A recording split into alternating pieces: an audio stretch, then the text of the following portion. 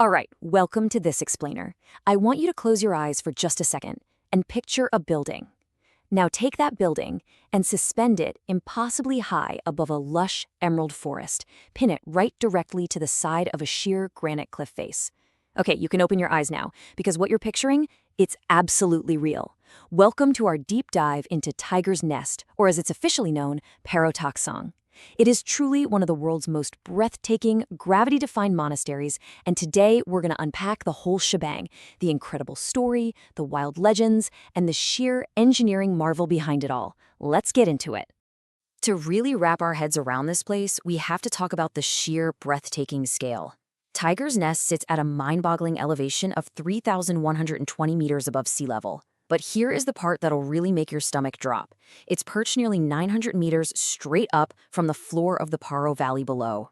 I mean, it is quite literally clinging to the edge of the Himalayas. Just imagine looking straight down from that kind of height. Which naturally leads us to a pretty massive question. And really, it's the main thing driving our explainer today. How on earth was a sacred monastery built on a nearly vertical cliff over 300 years ago? I mean, we aren't talking about a modern construction site with helicopters dropping in supplies and giant steel cranes. We are talking about the late 1600s. How did human hands actually achieve what looks like an absolute architectural impossibility? Section 1. The Valley, a different kind of kingdom. So before we can mentally climb this mountain, we really need to understand Bhutan itself. Nestled way up high in the Himalayas, sandwiched right between India and China, lies the land of the Thunder Dragon. But Bhutan isn't just defined by its rugged geography.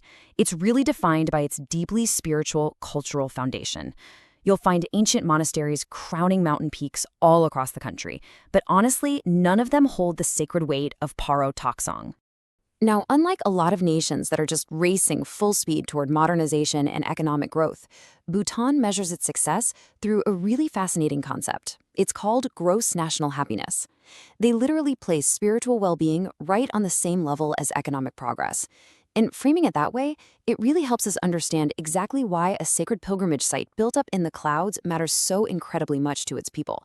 It's not just a cool building, it is the absolute heartbeat of the nation's spiritual life. Section 2. The Ascent, the Legend of the Flying Tigress. This is where history and myth get tightly woven together. According to local legend, the great Buddhist master Guru Padmasambhava, who is also known as Guru Rinpoche, journeyed from Tibet to Bhutan back in the 8th century to spread Vajrayana Buddhism. But get this, he didn't hike up this mountain. Legend says he flew. He supposedly rode on the back of his disciple Yeshe Sogyal, who had actually transformed into a flying tigress, and they landed safely inside a cave way high up on the sheer cliff face. Once he was inside that cliffside cave, the guru began this period of intense, deep meditation to subdue evil spirits and essentially transform the whole valley into a sacred space. And he didn't just stay there for a random amount of time. He meditated for exactly 3 years, 3 months, 3 weeks, 3 days, and 3 hours. There is just this profound, almost hypnotic rhythm to that dedication, and it completely cemented the site's spiritual power. And because of that miraculous arrival and that incredibly intense meditation, the cave earned its famous name. Taktsang translates directly to tiger's lair or tiger's nest. So the name itself was born directly from that legend of the flying tigress. It marked the site as eternally sacred, literally centuries before a single brick was even laid. Moving on to Section 3, reaching the cliff, building the impossible.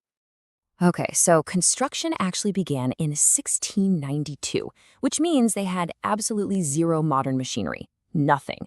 Builders had to manually transport heavy timber, haul these massive stone blocks, and somehow figure out how to secure enough food for the workers, all while climbing up nearly vertical cliffs.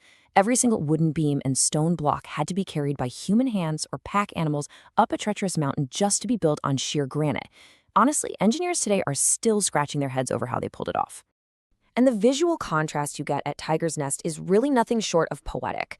You have these brilliant whitewashed walls and gleaming golden roofs that are just clinging directly to the dark, unforgiving granite cliff. Because of how it's anchored right into the rock face, with clouds literally drifting beneath the balconies, the entire complex appears to just float, suspended right there between earth and sky. It absolutely remains one of humanity's greatest examples of mountain architecture. Section 4. Inside the Walls. Tragedy and Rebirth. Now, the monastery isn't just one big room. It's actually a whole series of interconnected temples built right around that original meditation cave. Inside, you'll find ancient Buddhist murals, gorgeous golden statues, spinning prayer wheels, and deeply sacred relics. But remember, this is a living place of worship, not just some museum. Resident monks are continuing centuries-old meditation traditions right there. Because of its intense sanctity, visitors actually have to remember their shoes before entering, and photography, strictly forbidden inside. You really just have to be present in the moment. The history of this site really is this powerful cycle of creation, tragedy, and rebirth. So we had the 8th century meditation, the 1692 construction, but then a massive disaster struck. In April 1998, a devastating fire swept right through the monastery. It destroyed large sections of it, including some truly priceless murals and statues. The loss shocked the entirety of Bhutan.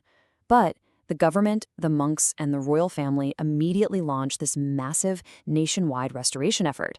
They used traditional craftsmanship to perfectly match the original design, and Tiger's Nest was triumphantly reopened to the world in 2005. Which brings us to Section 5, the summit, a living pilgrimage. Reaching Tiger's Nest today is no walk in the park. It's a really demanding 4-kilometer hike that takes most people about 2 to 3 hours. You start with this grueling 520-meter climb right up through the alpine forest. But along the way, you pass these deeply moving sights. You've got colorful prayer flags fluttering in the wind, sweeping panoramic viewpoints, a bridge crossing right beside a cascading waterfall, and then finally you ascend those steep, narrow stone steps. It's an exhausting climb for sure, but every single step is designed to symbolize determination, devotion, and spiritual reflection. So, here is the crucial point to take away from all this.